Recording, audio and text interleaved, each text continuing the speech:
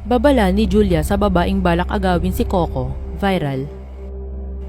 Ikinagulat ng marami nang magbitiw ng ganitong pagbabanta si Julia.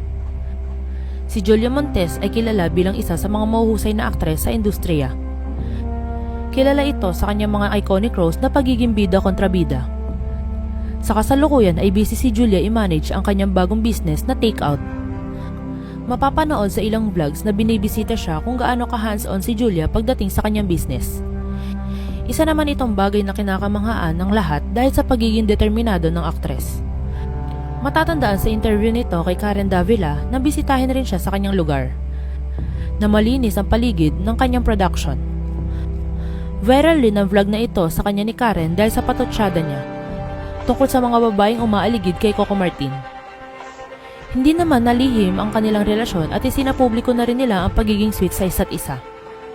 Ngunit hindi naman nila kinukumpirma kung sila nga ba ay may anak na at magka-live-in na. Samantala, muli na naman naglabas ng pagbabanta o babala si Julia.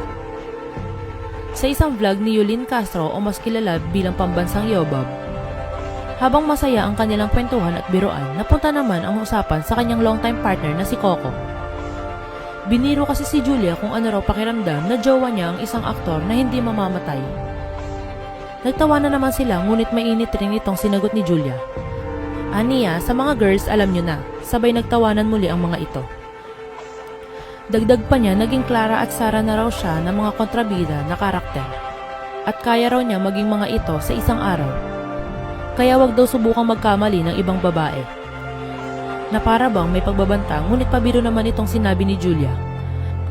Agad naman ito inulan ng reaksyon at sinabi ng netizens na may laman raw ang sinabi ni Julia. Halata rin daw na may mga gustong agawin si Coco sa kanya. Kung kaya't nakakapagbitiw raw ito ng ganitong salita. Ngunit mukha namang masaya ang relasyon ng dalawa dahil ayon kay Julia, importante raw ang respeto nila sa isa't isa.